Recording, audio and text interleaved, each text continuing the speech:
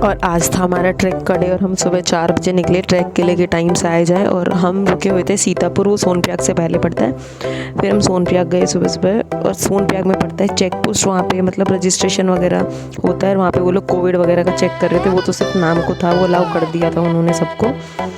और यहाँ से फिर सोनप्रयाग से लेके गौरीकुंड तक के लिए टैक्सी मिलती है, जो कि हमें नहीं मिली, तो हमें यहाँ से एक्स्ट्रा टैक करना पड़ा सोनप्रयाग से लेके गौरीकुंड तक का। और फिर गौरीकुंड से मेन चढ़ाई जो है स्टार्ट होती है ऊपर केदारनाथ मंदिर। Finally entrance, hardship pays off. Nidhi कैसा लग रहा है? फाइनली हम पहुंच गए।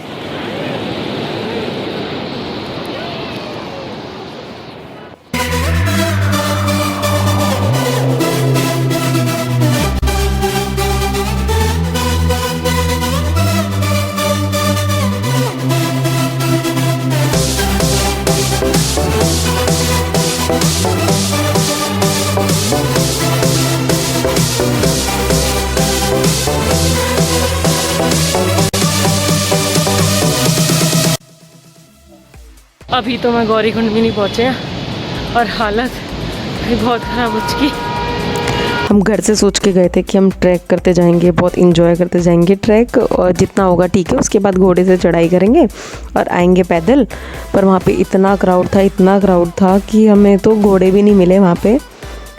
और वैसे तो हमने कुछ खास प्लान करा ही नहीं था, और जितना कुछ प्लान करा था ना, वो भी हमारा कोई फ़ायदा नहीं रहा वहाँ पे प्लानिंग का। और ये है मेन पॉइंट जहाँ से एक्चुअल ट्रैक स्टार्ट होता है। वैसे व्यू बहुत प्यारे प्यारे थे रास्ते में, देख के अच्छा लग रहा था।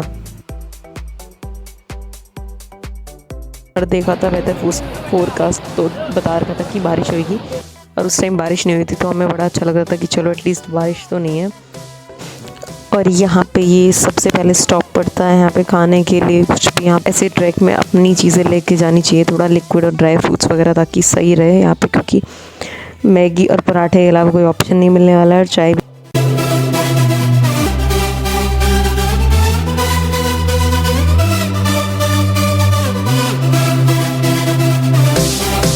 और इस ट्रैक में 4-5 मेन जगह पड़ती है, और सबसे पहले एक जगह पड़ती है, और इसमें मार्केट है।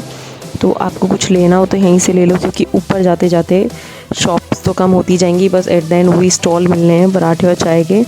और अगर बारिश वगैरह आ जाए तो वो भी मिलनी मुश्किल है। और जैसे जैसे ऊपर जाते जाओ रेट तो डबल क्या ट्रिपल हो जाते हैं। पानी की बोतल भी 20 रुपीज़ की 70 में। और हम गए थे तो वेदर ख़राब हो गया, तो पानी और चाय दोनों ही मिलना बहुत मुश्किल हो गया था वहाँ पे।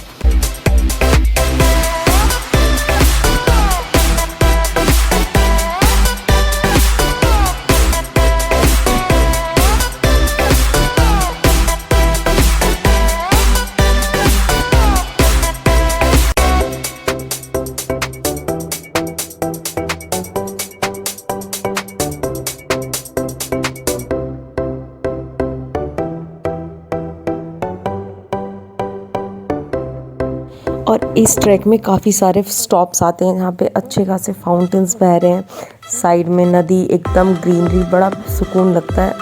ऐसे बहुत जल्दी जल्दी मत जाओ, एकदम वहाँ पे ब्रेक लेते लेते नेचर को फील करते हुए एंजॉय करते हुए जाओ।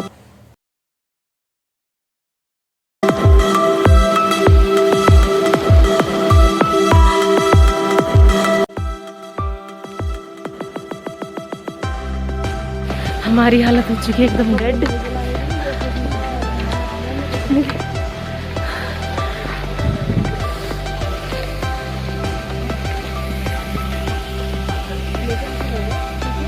घोड़े मिल नहीं रहे हैं, कुछ भी नहीं है, भीड़ है, सिर्फ पैदल का ऑप्शन। और हालत इतनी ख़राब है बस पूछो मत। कोई ऐसे ले जाए ना, हम चले जाएं।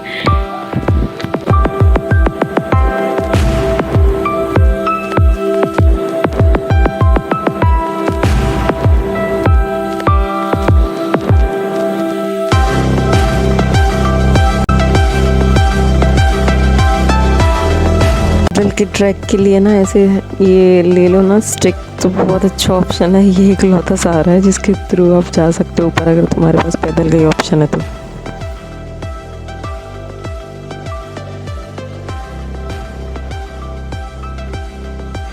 हम बहुत थक रहे थे वैसे तो, पर मज़ा भी आ रहा था।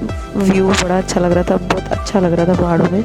लेकिन कभी भी जाओ ना तो पैदल आराम आराम से जाओ, कभी जल्दी मत करो, रुकते रुकते कुछ कुछ खाते पीते एनर्जी लेते लेते जल्दी मत करना। जितनी जल्दी करोगे उतनी जल्दी एनर्जी डाउन जाएगी, इसलिए आराम से जाओ। और यहाँ पे स्टार्ट होने लगी थी हल्की हल्की बारिश, और वो तो हमें पता था, हम लोग रेनकोट लेके गए थे।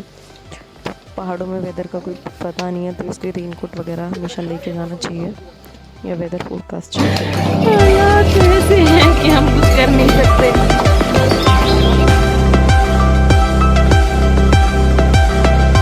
जैसे पीछे आवाज़ आ रही है, सब वहाँ पे ऐसे ही कर रहे थे, जिससे मुझे भैया कितना रहेगा, अभी 2 किलोमीटर है, अभी 3 किलोमीटर है, पर वो जितना 16 किलोमीटर लिखा हुआ है ना केदारनाथ में, जितना नहीं है, उससे ज़्यादा ही है।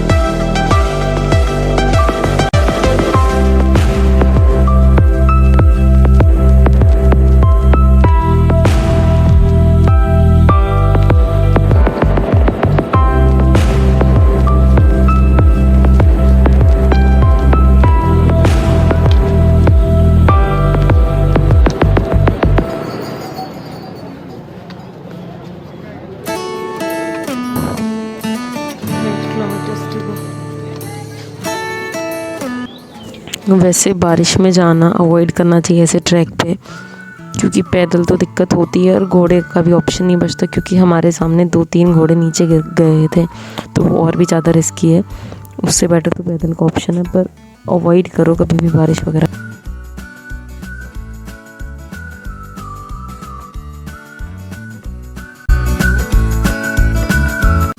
और ये रामबाड़ा जहाँ बाढ़ आई थी 2013 में, ये सारा गांव बिल्कुल बर्बाद हो गया था। और ये सारे ट्रैक, कितनी चढ़ाई है।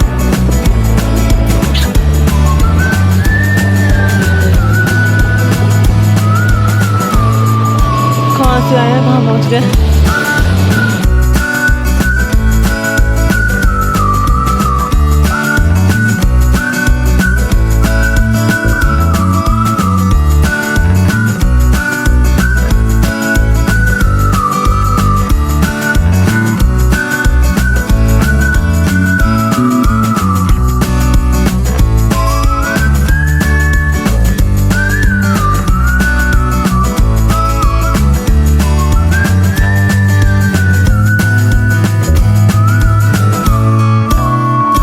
अब तक तो रास्ता सही था, और अब एकदम यहाँ रामबाड़ा से एकदम बहुत शॉर्ट हो जाता है।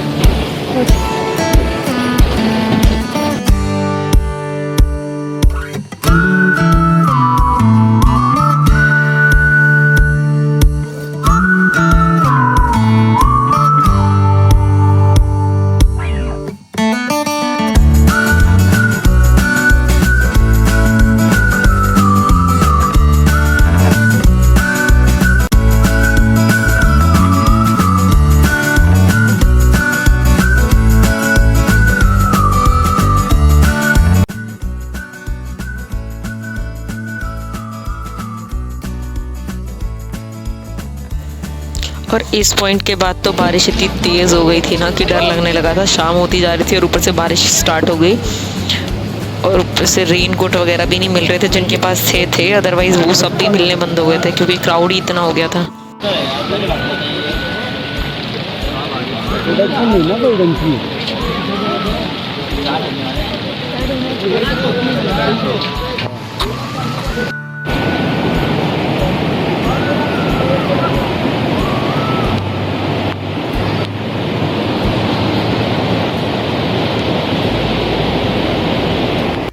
और यहाँ से स्टार्ट होता है असली ट्रैक।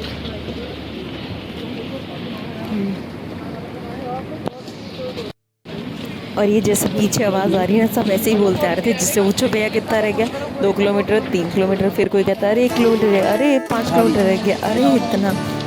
और ये जो 16 किलोमीटर लिखा हुआ है ना केदारनाथ ट्रैक, इतना नहीं है, इससे डबल ही है।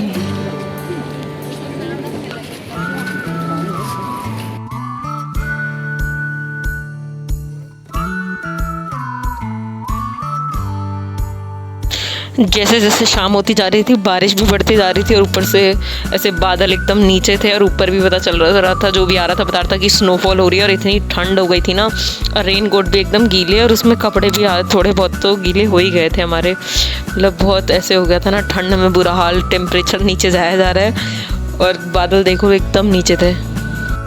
मैं उस टाइम जिस टाइम हम गए थे तो बहुत एकदम से ना ऐसे हो गया था, बहुत मतलब डर ज़्यादा लग रहा था क्योंकि पहली बातें एकदम से याद आ रही थी कि केदारनाथ में एक बार ऐसे हो रखा है ना, तो वैसे हो रखा है। तो उसे देख देख के कि बादल बिल्कुल नीचे, बारिश हो जा रही है, ऊपर स्टे की भी सब बोल रहे हैं कि ऊपर स्टे भी नहीं है, कुछ भी नहीं है।